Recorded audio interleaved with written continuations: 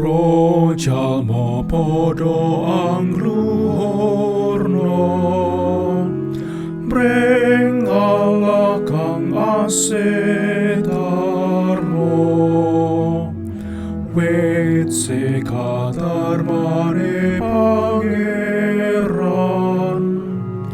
alanggeng ing salamanyo para kang ngabekti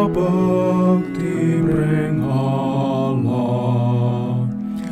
ngucap lan syukurana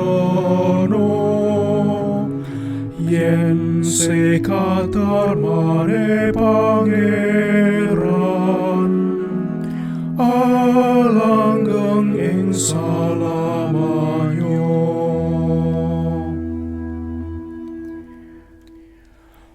Sajroning rubet lang sangsara aku nyabrut mring pangeran tumuli pinaringan omber pasambatku sinembatan Allah nunggil karo